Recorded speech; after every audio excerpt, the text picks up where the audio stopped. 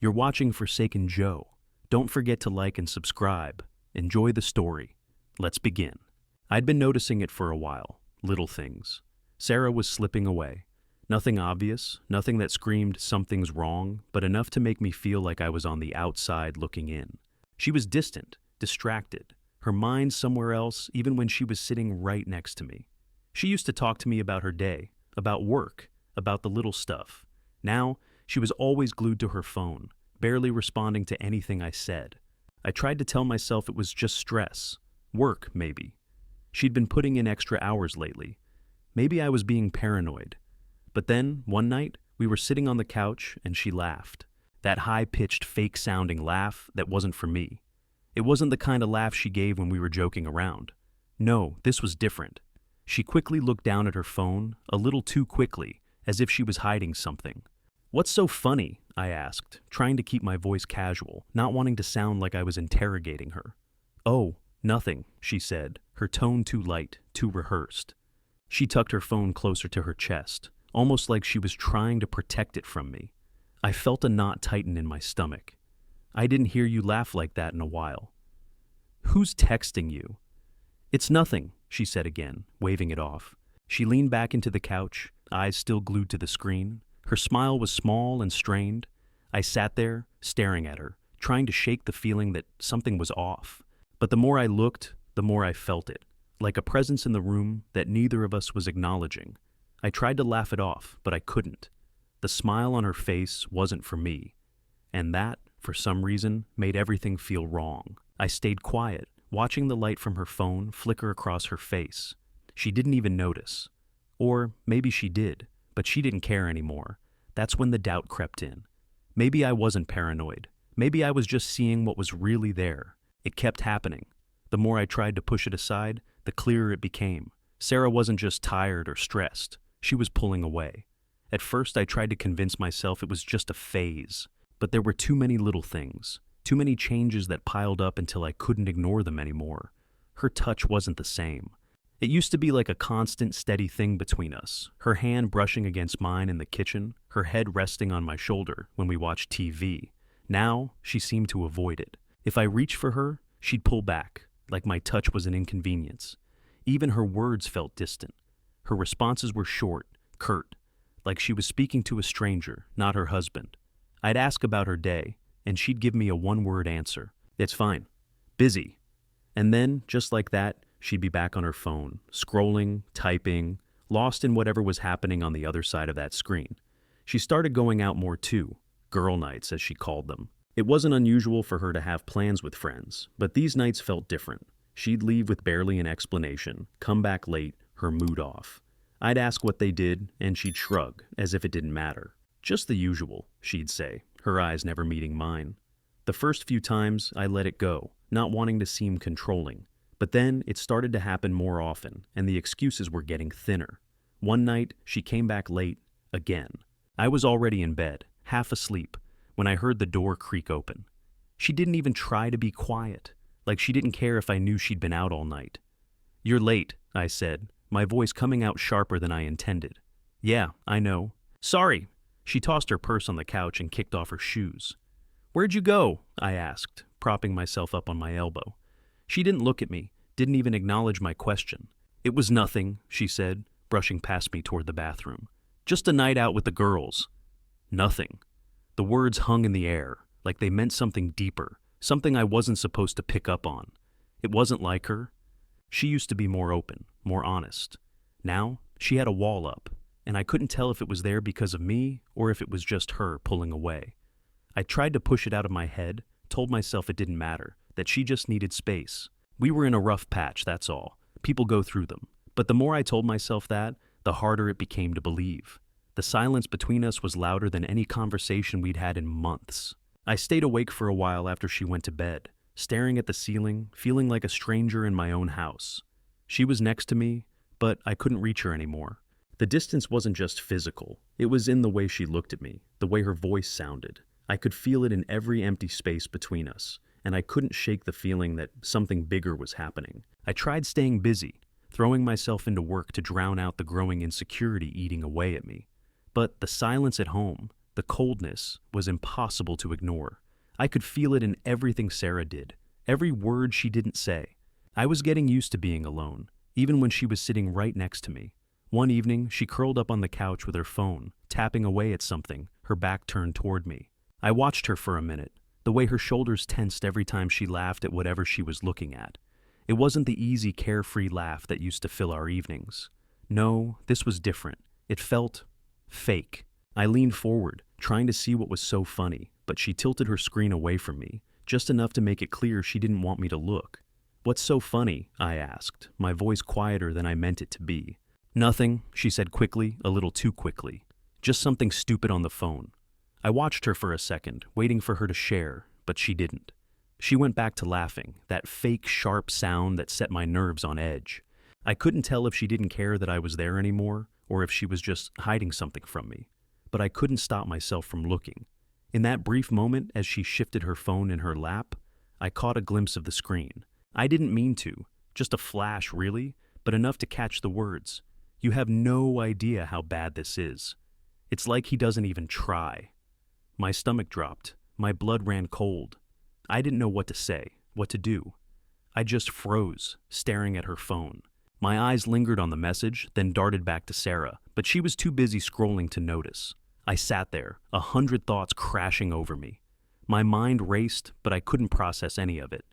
Was it about me? Of course it was. Who else could it be about? I felt like I was suffocating. The air in the room thickened, the silence between us somehow heavier than it had been just moments ago.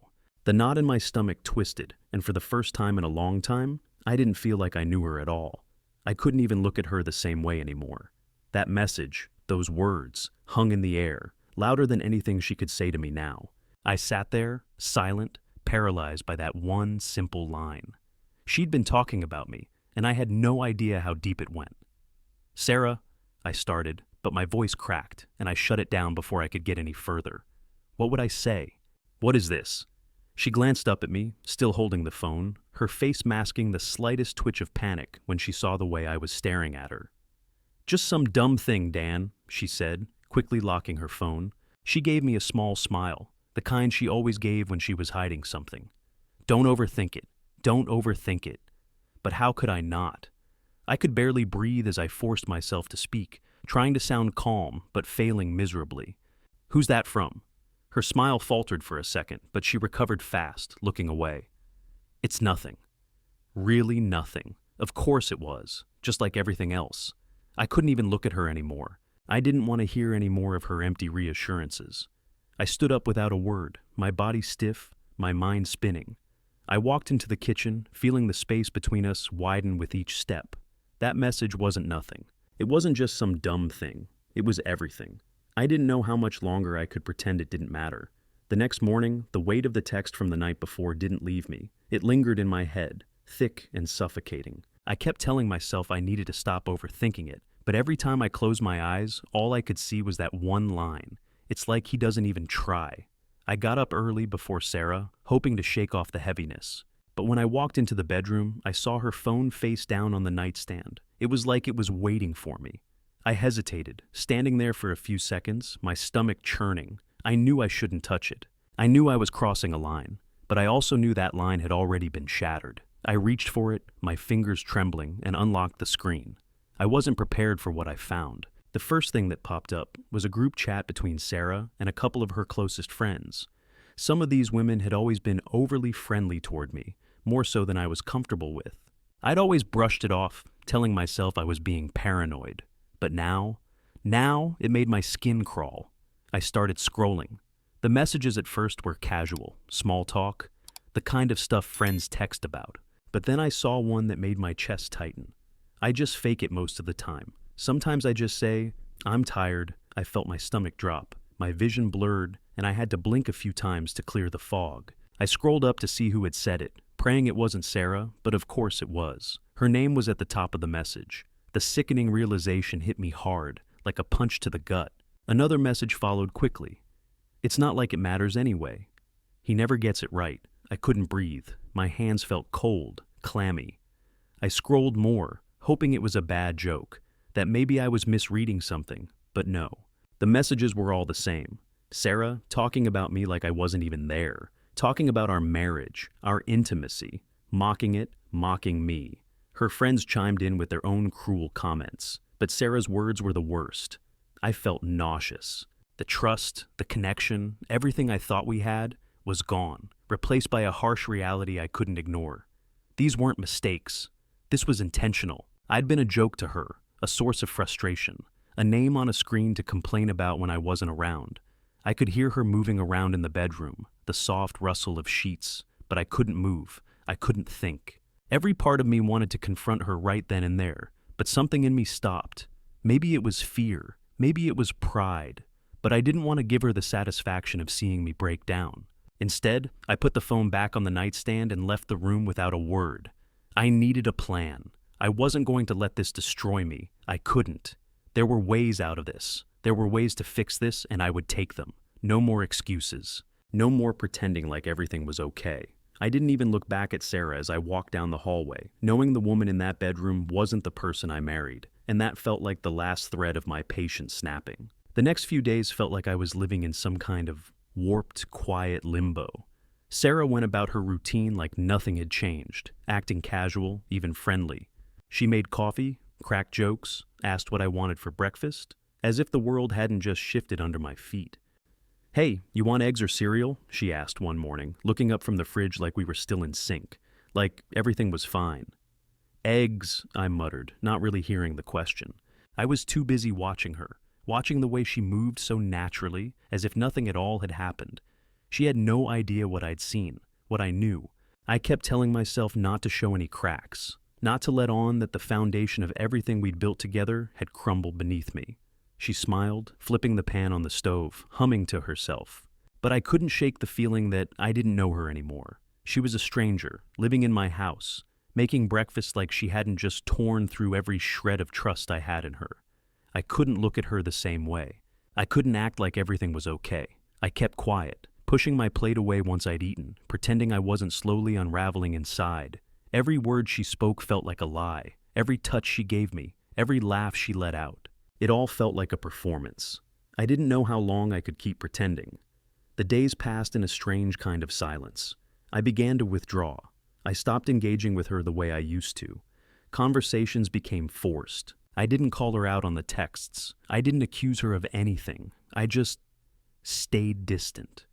I kept to myself, letting the coldness grow between us until I could barely feel her presence anymore. The emotional distance came first. It was easy. She'd already put up a wall, and I wasn't interested in breaking it down. I kept my responses short, my eyes elsewhere, doing whatever I could to keep my mind off of the mess she'd made of everything. But it wasn't just emotional. I started pulling away financially, too. A couple of times I went online and checked my bank accounts, quietly moving small amounts of money into a private account. Not enough to raise suspicion, just enough to make sure I had something if I needed it, something that was mine, that didn't belong to her or to us anymore. I even made an appointment with a lawyer. I hadn't told Sarah, of course. She'd never know until it was too late. I didn't know exactly when the breaking point would come, but I had to be prepared. I had to protect myself. If she could destroy what we had so easily, I wasn't going to let her take everything without a fight. "Are you okay?" she asked one night, her voice laced with the same fake sweetness that had started to grate on me. She stood in the doorway of the living room, her head tilted, watching me as I stared at my phone. "Yeah," I said, not looking up from the screen. "Just tired." "You sure? You've been kinda quiet." "I'm fine," I said, forcing the words out. It was getting harder to sound convincing, but she didn't notice. She never did. She gave me a small smile, like she was trying to reassure herself, and then turned away, heading for the bedroom. I heard the rustle of the sheets, then silence, and I stayed there, feeling the emptiness of it all. The silence didn't bother me anymore. It had become a comfort, a shield. It was easier to breathe around it, but inside, I was already planning for the end. I'd been slowly distancing myself from Sarah for weeks, letting the space between us grow until it was just wide enough to make the break feel inevitable. I hadn't said a word about the texts or the betrayal. I didn't need to. Her actions had already spoken louder than anything I could say. Instead, I focused on the practical things I'd been quietly planning. I packed a bag one morning, taking only what I needed for a few nights. Clothes, toiletries, a couple of books, things that felt like they belonged to me, not to the life we'd built together. As I stuffed the bag into the trunk of my car, the weight of it felt oddly satisfying. I was taking control. I was making a move, one step closer to breaking free. I had also started moving things out of the house. Small things at first. Extra clothes, some kitchen utensils, a few of my favorite books and records. I kept it subtle, careful not to leave a trail she could follow. I didn't want a confrontation yet. That would come later, after I was ready. And then, one night, she came downstairs dressed up, like she was going somewhere. She stood in front of the mirror, adjusting her dress, her fingers pulling at the hem like she was checking herself over. I didn't even bother asking where she was going. I'd stopped caring. "Are you heading out?" I asked, my voice flat, no real emotion behind it. She glanced over at me. The smile that flickered on her lips didn't quite reach her eyes. "Yeah, girls' night," she said, tossing her hair over her shoulder. "Don't wait up, okay?" I nodded, my stomach hollowing out just a little. I wasn't angry. There was no point. I didn't even care anymore. She was leaving, and I wasn't about to ask where or who she was meeting. It didn't matter. The woman who'd left me behind a long time ago was the same one walking out the door now. "All right," I said. I didn't want her to think I was angry or upset. If she expected me to get upset, to demand explanations or try to stop her, she was wrong. I had nothing left to say to her. She looked at me for a second, almost like she was waiting for me to react, but I didn't. I didn't feel anything. Not even the hollow ache I thought I'd feel. I was already gone, in my head at least. She grabbed her purse and left, the sound of the door shutting behind her barely registering. I didn't even wait a minute. I grabbed my bag, shoved the last of my things into the car, and headed out. The moment I pulled up to my new apartment, I felt a strange sense of calm. The place wasn't much, just a small, one-bedroom. But it was mine. I didn't have to share it with anyone. No more walking on eggshells, no more pretending. It was the freedom I'd been craving, the silence that felt like a breath of fresh air after choking on smoke for too long. I didn't feel guilty. I didn't feel regret. I just felt done. It had been a few days since I moved out. I didn't see Sarah much, just passed her like strangers in the hallways. But something shifted. It wasn't sudden, but it was there. She must have noticed the coldness, the way I started pulling back, the way I stopped pretending. One night, I was lying in bed, reading a book on my phone, the light from the screen casting shadows on the wall. I could hear her moving around in the bathroom, the soft sounds of her getting ready for bed. She came into the room, the mattress dipping slightly as she sat down next to me.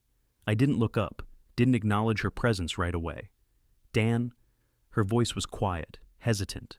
But there was an edge to it I hadn't heard in a while. "What's going on with you?"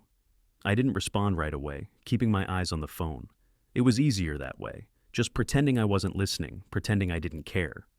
"I've been busy," I said flatly, my voice still thick with disinterest. "Work, you know how it is." I didn't hear her move, but I felt her stare on me. Her silence pressed on the air between us, thick and uncomfortable. Then she spoke again, her voice edged with something I couldn't quite place. "You've been distant, cold, for weeks now. It's not just work." She let the words hang in the air, waiting for me to say something, anything. I didn't meet her eyes. "I've been busy," I repeated, more dismissive this time. I couldn't even bring myself to care if she understood or not. "Is this about us?" she asked, her tone tightening. "You've hardly talked to me, hardly touched me. It's like you're shutting me out. Are we still okay?" I felt a strange calm wash over me. Her voice was laced with worry, but I didn't feel the need to reassure her. I didn't want to. I couldn't. "It's fine," I said, still not looking at her. "Just been tired." She wasn't buying it, though. I could tell by the way her breath caught, how she shifted beside me, trying to get a read on me, trying to figure out where I'd gone. "I don't buy that, Dan. This feels different." "What's really going on?" she pressed, her voice more urgent now, like she needed something from me, something real, but I wasn't ready to give her anything. I kept my answers short, detached. "Just busy. Work. Everything's fine." It wasn't fine, but I couldn't say it. I wouldn't say it. She'd done enough damage already, and I was past the point of playing nice. There was no coming back from this. "I don't know what's going on with you," she said, her voice lower now, but I could hear the edge of frustration creeping in. "But you're scaring me, Dan. What's going to happen to us? Are you still in this?" Are you still here with me? I felt nothing. No guilt, no anger, no sadness, just nothing. I'd checked out already, a long time ago. I don't know, Sarah, I said, my voice flat, bored even. I guess we'll see. She didn't know what to say to that. I could see the confusion in her eyes now. She was trying to process my indifference, trying to understand how I could be so detached, so emotionally distant. But the truth was, I wasn't there anymore. I hadn't been for a while. She swallowed hard, but there was no fight left in her. So, that's it then? We're just done? I didn't answer right away. What could I say? It wasn't done yet, not officially. But it was done in my mind. I don't know, I said, barely above a whisper, the words leaving my mouth without feeling. I'm just tired. And with that, I turned my attention back to my phone, hoping she'd take the hint. She didn't say anything more, just lay there in the dark beside me, silent, the air heavy with the things neither of us were saying. I could hear her breathing in the dark, but I didn't care. I was already checked out, already gone. And she didn't even know it yet. I'd already signed the divorce papers. The lawyer had sent them over a few days ago, and I'd gone through everything carefully, making sure nothing was left to chance. It was done. The decision had been made. The future, whatever it looked like, would be without her. I didn't tell Sarah. I didn't need to. She'd sensed the distance long before I'd made it official. All the months of silence, all the moments I'd pulled away. She already knew what was coming. I knew she did. Her attempts to get me to talk hadn't stopped. They'd grown more desperate. Texts, calls, knocking on my door at odd hours. Each time I ignored her. I couldn't be bothered with her apologies, her confused pleas. There was nothing left to say. Then one day she showed up at my apartment. I wasn't expecting her, but I heard the frantic knocking on the door, followed by her voice calling my name. Dan, I know you're in there. Please, just talk to me. I didn't move. I didn't go to the door. I just stayed where I was, sitting at the kitchen counter, the silence wrapping around me like a blanket. I could hear her, hear the panic in her voice, the confusion, the desperation. But I didn't care. It wasn't my problem anymore. Dan, please, she said again, knocking harder this time, her voice cracking. I don't understand. You just shut me out. What's going on? I need to know. Please, I could feel the pressure building outside that door, like she was pushing against the walls I'd carefully built. She wanted answers, wanted closure, but I wasn't going to give it to her. I wasn't going to break, not for her. I let her keep knocking, calling my name, until the sound started to fade. I knew she was still there, but the longer I stayed silent, the less it mattered. Eventually, there was no more noise. She'd left. I stayed sitting there, unmoving, and the strange sense of satisfaction settled over me. I didn't feel guilty. I didn't feel pity. There was nothing in me but a quiet, cold satisfaction. She was gone from my life now, and the decision had been made long before she came to knock on my door. The divorce papers were still sitting on the kitchen counter back at the old apartment. I hadn't handed them to her. I hadn't left any notes, no explanation. She'd have to figure it out on her own. It was up to her now to face the truth. I didn't care anymore. I couldn't. The life we had was over. And I was finally free. Weeks passed, and Sarah's attempts to reach me didn't stop. At first, it was just a few texts here and there, her usual questions. How are you? Can we talk? But as time went on, they grew more frantic, more desperate. She called me at odd hours, even left voicemails. Some were full of anger, accusing me of abandoning her. Others were softer, full of hurt and confusion. Dan, please, she would say. We need to talk. I'm sorry. I miss you. Each time I listened to her voice, and each time I did nothing. I didn't respond. I didn't care. I wasn't angry anymore. There was nothing left to be angry about. But I wasn't going to give her what she wanted. Not anymore. The texts kept coming. We can fix this. We can work through it, I swear. She tried to downplay her actions, acting like they were nothing. Like I could just forget everything that had happened. But it was too late for that. And then one day I saw the message that stopped me in my tracks. It was short, simple, and for the first time, it felt real. I'm sorry. I was wrong. Please come home. I read the message slowly, letting the words sink in, but it didn't stir anything in me. No guilt, no longing, not even a flicker of regret. I had already moved on. The woman who sent that message wasn't the person I had loved. She wasn't even someone I recognized anymore. I stared at the screen for a moment longer, feeling absolutely nothing. Without a second thought, I deleted the message. I didn't need closure. I didn't need to hear any more apologies or excuses. I had everything I needed in my new life: silence, peace, freedom, and I wasn't going back to that mess. There was no going back. I was done, and that was the end of it.